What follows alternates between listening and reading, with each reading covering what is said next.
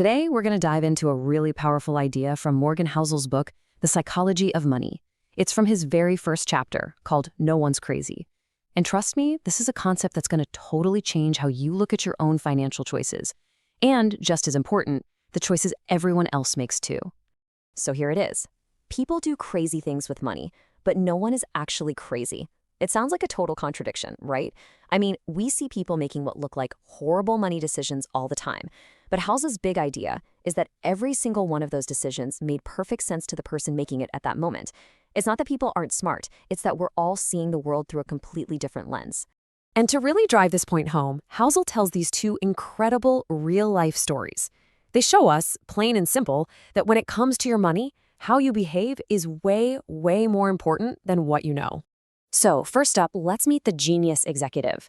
This guy had it all, Harvard-educated, a brilliant tech millionaire. But his behavior with money? Oh, it was completely off the rails.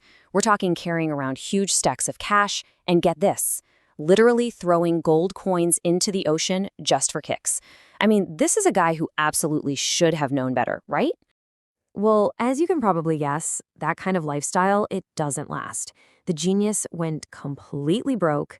Now, on the complete other end of the spectrum, you've got Ronald Read. He was a janitor and a gas station attendant. He lived a quiet, simple life, no fancy degrees, no six-figure salary, just a regular guy who worked hard and pretty much kept to himself. So when Ronald Read died back in 2014, this humble janitor left behind a fortune of over $8 million. And how'd he do it? By just consistently saving the little bits he could and patiently investing that money in solid blue-chip stocks for decades. Same world, but wildly different results. So how is this even possible? This really gets to the core of Housel's idea. Financial success is not a hard science. It's not like physics, where there are unbreakable laws.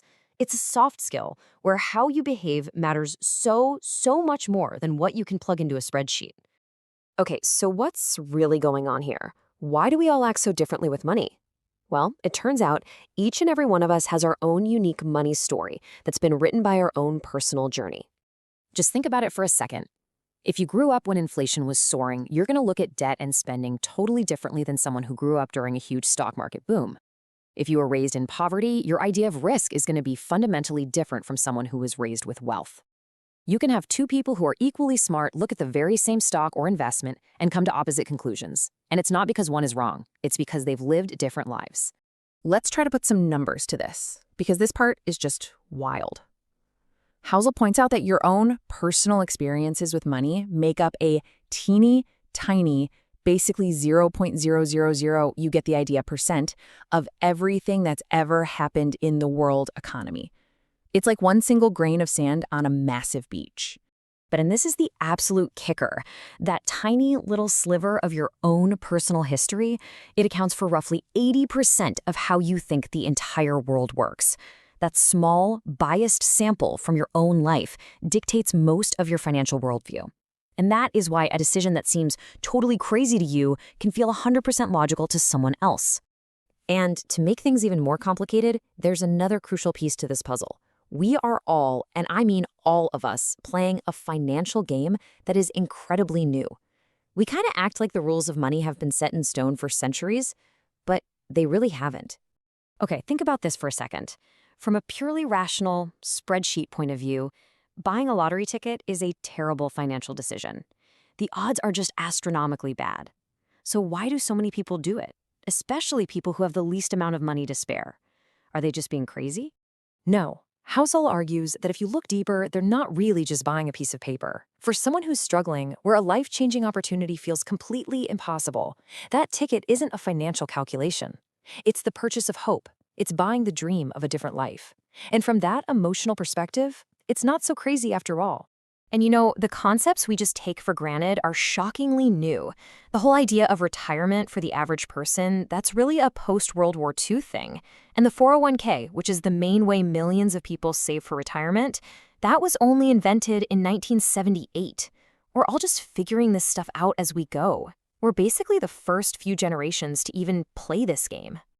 All right, so what do we do with all this? How can we actually turn this understanding of psychology into something practical? Let's boil it all down into 4 key takeaways that you can start using today. First up, stop comparing yourself to others. Just remember, they're playing a totally different game, with different goals and different rules that have been shaped by their own unique life. Second, prioritize behavior over knowledge. Consistency and patience, just like Ronald Reed showed us, will beat sporadic genius over the long run every single time. Third, you've got to question your own beliefs. Ask yourself, hey, is this belief I have based on a universal fact, or is it really just true for me because of my own limited experience? And finally, and this one's a big one, develop some empathy. Trying to understand why other people make the money decisions they do won't just make you less judgmental, it'll actually make you a better, more flexible thinker. And of course, all of these powerful insights come from Morgan Housel's fantastic book. Understanding the psychology behind why we do what we do is probably way more important than memorizing some complicated financial formula. And that brings us to the final and maybe the most important takeaway of all.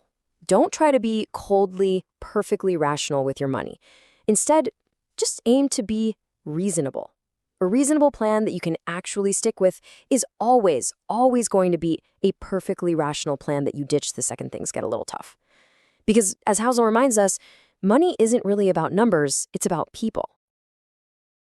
Like and subscribe for more bite-sized personal finance lessons from powerful books.